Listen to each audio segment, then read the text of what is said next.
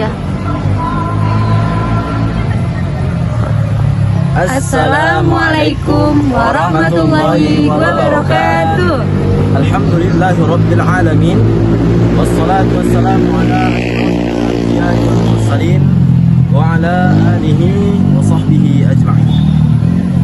Pertama dan yang paling utama, marilah kita panjatkan puji dan syukur kita kehadirat Allah Subhanahu wa taala dengan ucapan alhamdulillah atas segala karena nikmat yang diberikan kepada kita semua, sehingga kita dapat berkumpul dan mengerjakan tugas di aula atau di halaman kampus kita yang tercinta ini. Salawat dan salam kita hadiahkan kepada baginda Nabi besar Muhammad Rasulullah sallallahu alaihi wasallam. Allahumma salli wa sallim wa barik alaihi. Mudah-mudahan dengan memperbanyak bersolawat kepadanya, kita diakui sebagai umatnya yang mendapatkan syafaatnya di hari kemudian. Amin. Amin ya rabbal alamin. Bersama-sama kita hormati Umi mata kuliah sebagai mata kuliah pendidikan Islam dalam Siknas, yaitu Umi Widya Firdausi Lasti MPD. Berdirinya kami sini akan mempresentasikan yaitu tentang pendidik dan peserta didik dalam perspektif Islam. Langsung saja kami masuk materi yang pertama. Dalam perspektif pendidikan Islam, hubungan antara pendidik dan peserta didik sangatlah penting, dan Islam memberikan panduan yang jelas mengenai hak dan kewajiban masing-masing pihak. Berikut adalah beberapa dalil dan Al-Quran dan hadis yang memperkuat pemahaman ini. Yang pertama, pendidikan sebagai pembimbing dan penuntun.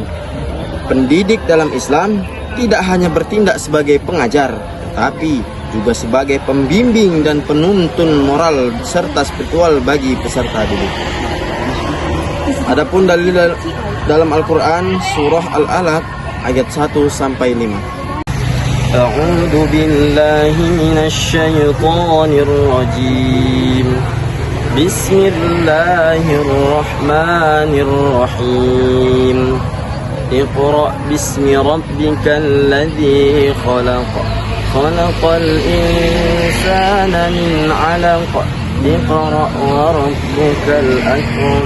Alladzi 'allama bil qalam. 'Allamal insana ma lam ya'lam. Shadaqallahul azim. Yang artinya, bacalah dengan menyebut nama Tuhanmu yang menciptakan manusia dari segumpal darah. Bacalah, dan Tuhanmu lah yang maha pemurah, yang mengajarkan manusia dengan pena, mengajarkan manusia apa yang tidak diketahuinya.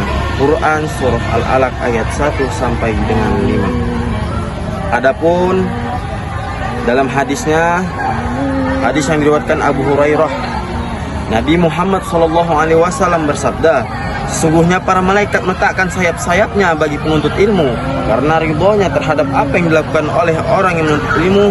Hadis riwayat Ahmad. Hadis ini menggambarkan betapa mulianya peran pendidik dan peserta didik dalam Islam, karena Allah sendiri akan memberikan penghargaan besar bagi mereka yang berusaha menuntut ilmu. Selanjutnya ialah peserta didik sebagai penerima ilmu dan pengamalan. Peserta didik dalam Islam diharapkan untuk tidak hanya menerima ilmu, tetapi juga mengamalkan ilmu yang didapatkan. Pendidik bertanggung jawab untuk menanamkan nilai-nilai moral dan etika di dalam setiap pembelajaran. Adapun dalil dari Al-Quran di dalam Quran surah An-Nisa ayat 59, yang artinya ayat ini menekankan pentingnya mengikuti ajaran yang benar dan taat kepada para ulama atau pemimpin yang berilmu. Dan juga wahai orang-orang yang beriman, taatilah Allah dan taatilah Rasulnya serta ulil amri di antara kamu. Quran surah Nisa ayat 59. Adapun dalil dari hadis, yaitu Nabi Muhammad SAW bersabda, barang siapa yang menempuh suatu jalan untuk menuntut ilmu, Allah akan mudahkan baginya. Apa yang Allah mudahkan baginya, yaitu jalan menuju surga. Hadis riwayat Muslim. Hadis ini menunjukkan bahwa seorang peserta didik yang menuntut ilmu dengan niat yang tulus akan mendapat pahala dari Allah Subhanahu wa taala, dan ilmu yang dipelajari seharusnya diikuti dengan pengamalan. Baik, terima kasih. Yang ketiga, tanggung jawab pendidikan terhadap peserta didik. Pendidik dalam Islam juga bertanggung jawab terhadap kesejahteraan dan perkembangan moral pada peserta didik. Tanggung jawab ini meliputi mengajarkan bukan hanya ilmu dunia tetapi juga ilmu akhirat. Dan ini terdapat pada dalil dalam Al-Quran, yaitu surah Al-Ahzab ayat 6 yang berbunyi, A'udzu billahi minasyaitonir rajim. Bismillahirrahmanirrahim. An-nabiyyu awla bil mu'minina min anfusihim wa azwajuhu ummahatuhum wa ulul arhami ba'duhum awla bi ba'din fi kitabillah في كتاب الله من المؤمنين والمهاجرين إلا أن تفعلوا إلى أوليائكم معروفا كان ذلك في الكتاب مسطورا. Nah, Shadaqallahul Azim. Surah Al-Ahzab ayat 6 ini menunjukkan bahwa Nabi Muhammad SAW adalah teladan yang terbaik bagi umat Islam, termasuk dalam mengajarkan hal-hal atau nilai-nilai kebaikan. Nabi itu lebih utama bagi orang-orang mukmin daripada diri mereka sendiri, dan istri-istrinya adalah ibu-ibu mereka. Dalil dari hadis, Nabi Muhammad SAW bersabda, sesungguhnya setiap kalian adalah pemimpin, dan setiap pemimpin akan dimintai pertanggungjawabannya tentang apa yang dipimpinnya. Hadis riwayat Bukhari dan Muslim. Hadis ini juga menunjukkan bahwa tanggung jawab pendidik sebagai pemimpin dalam mendidik peserta didiknya.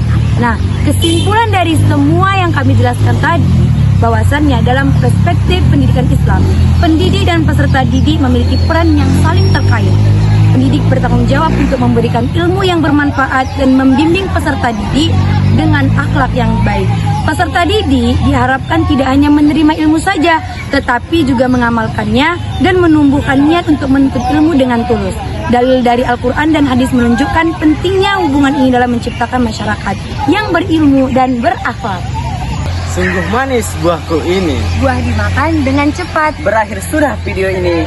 Semoga bisa memberi manfaat. Assalamualaikum warahmatullahi wabarakatuh.